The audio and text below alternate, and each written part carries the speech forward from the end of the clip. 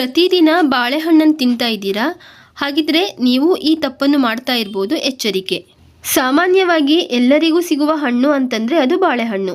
ನಾವು ತುಂಬ ಕಡಿಮೆ ಬೆಲೆಗೆ ಅದನ್ನು ತಗೊಂಬಂದು ತಿಂತೇವೆ.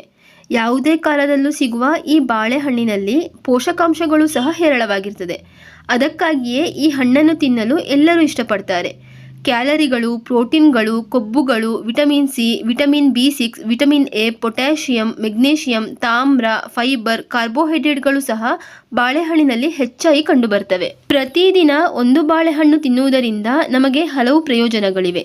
ಜೀರ್ಣಕ್ರಿಯೆ ಸುಧಾರಿಸುತ್ತದೆ, ಮೆದುಳಿನ ಕಾರ್ಯವೂ ಹೆಚ್ಚು ಸಕ್ರಿಯವಾಗ್ತದೆ, ಹೃದಯವನ್ನು ಆರೋಗ್ಯವಾಗಿಡಲು, ಮೂತ್ರಪಿಂಡಗಳ ಕಾರ್ಯವನ್ನು ಸುಧಾರಿಸಲು, ರಕ್ತದೊತ್ತಡವನ್ನು ನಿಯಂತ್ರಿಸಲು ಬಾಳೆಹಣ್ಣು ಬಹಳ ಸಹಾಯಕವಾಗಿದೆ.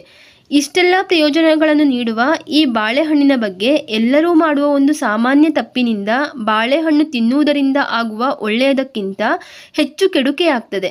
ಹಾಗಿದ್ರೆ ಆ ತಪ್ಪು ಏನು, ಅದರಿಂದ ಉಂಟಾಗುವ ನಷ್ಟಗಳೇನು ಎಂದು ನೋಡೋಣ. ನಮ್ಮಲ್ಲಿ ಹಲವರಿಗೆ ಬಾಳೆಹಣ್ಣು ತಿಂದ ತಕ್ಷಣ ನೀರು ಕುಡಿಯುವ ಅಭ್ಯಾಸವಿದೆ. ಆದರೆ ಹಾಗೆ ಮಾಡುವುದು ಸಂಪೂರ್ಣ ತಪ್ಪು. ಬಾಳೆಹಣ್ಣು ತಿಂದ ನಂತರ ನೀವು ಎಂದಿಗೂ ನೀರು ಕುಡಿಬಾರ್ದು. ಅದು ಹೊಟ್ಟೆಯ ಸಮಸ್ಯೆಗಳನ್ನು ಹೆಚ್ಚಿಸ್ತದೆ. ಹೇಗೆಂದರೆ, ಬಾಳೆಹಣ್ಣಿನಲ್ಲಿ ಪೊಟ್ಯಾಷಿಯಂ ಹೆಚ್ಚಾಗಿರೋದ್ರಿಂದ ಅದನ್ನು ತಿಂದ ತಕ್ಷಣ ನೀರು ಕುಡಿದರೆ ಅದು ಪೊಟ್ಯಾಷಿಯಂನೊಂದಿಗೆ ಸೇರಿ ಜೀರ್ಣಕ್ರಿಯೆಯ ಸಮಸ್ಯೆಗಳನ್ನು ಉಂಟು ಮಾಡ್ತದೆ ಮತ್ತು ಹೊಟ್ಟೆಯಲ್ಲಿ ಗ್ಯಾಸನ್ನು ಹೆಚ್ಚಿಸ್ತದೆ. ಇದು ಗ್ಯಾಸ್ಟ್ರಿಕ್, ಹೊಟ್ಟೆ ಉಬ್ಬುವುದು ಮುಂತಾದ ಸಮಸ್ಯೆಗಳಿಗೆ ಕಾರಣವಾಗ್ತದೆ. ನೀವು ನೀರು ಕುಡಿಯಬೇಕು ಅಂದರೆ ಬಾಳೆಹಣ್ಣು ತಿಂದು ಅರ್ಧ ಗಂಟೆ ಬಿಟ್ಟು ನಂತರವೇ ನೀರು ಕುಡಿಯಿರಿ. ಆಗ ಮಾತ್ರ ಆ ಬಾಳೆಹಣ್ಣಿನಲ್ಲಿರುವ ಎಲ್ಲ ಪೋಷಕಾಂಶಗಳು ನಿಮಗೆ ಸಿಗ್ತವೆ. ಇನ್ನು ಬಾಳೆಹಣ್ಣನ್ನು ಯಾವಾಗ ತಿನ್ನಬೇಕು ಅಂತ ಕೇಳೋದಾದರೆ, ನೀವು ಬಯಸಿದರೆ ಬೆಳಗಿನ ಉಪಹಾರಕ್ಕೆ ಬಾಳೆಹಣ್ಣನ್ನು ತಿನ್ಬೋದು. ಬಾಳೆಹಣ್ಣನ್ನು ಮೊಸರಿನೊಂದಿಗೆ ಬೆರೆಸಿ ತಿನ್ಬೋದು, ಏಕೆಂದರೆ ಅವು ಕೊಬ್ಬು ಮತ್ತು ಪ್ರೋಟೀನ್ಗಳಿಂದ ಸಮೃದ್ಧವಾಗಿವೆ. ಮೊಸರಿನ ಜೊತೆ ಬಾಳೆಹಣ್ಣು ತಿನ್ನುವುದು ಆರೋಗ್ಯಕ್ಕೂ ಒಳ್ಳೆಯದು. ಇನ್ನು ಪ್ರತಿದಿನ ಒಂದು ಬಾಳೆಹಣ್ಣು ತಿನ್ನೋದ್ರಿಂದ ಒತ್ತಡ ಕಡಿಮೆಯಾಗ್ತದೆ ಎಂಬುದು ಸಾಕಷ್ಟು ಜನರಿಗೆ ತಿಳಿದಿಲ್ಲ.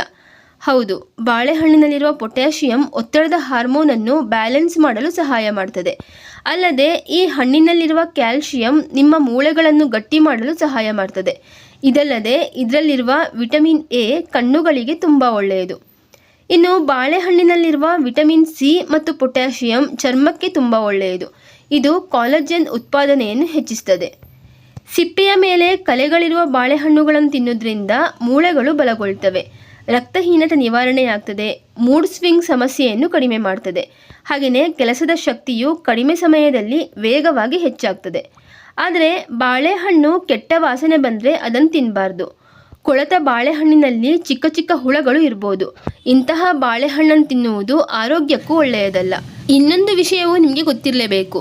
ನೀವು ಮಧುಮೇಹ ಹೊಂದಿದ್ರೆ ಹೆಚ್ಚು ಹಣ್ಣಾಗಿರುವ ಬಾಳೆಹಣ್ಣುಗಳನ್ನು ತಿನ್ನದಂತೆ ಎಚ್ಚರ ವಹಿಸಬೇಕು. ಬಾಳೆಹಣ್ಣು ಹಣ್ಣಾಗುತ್ತಿದ್ದಂತೆ ಪಿಷ್ಟದ ಅಂಶವು ಹೆಚ್ಚಾಗ್ತದೆ.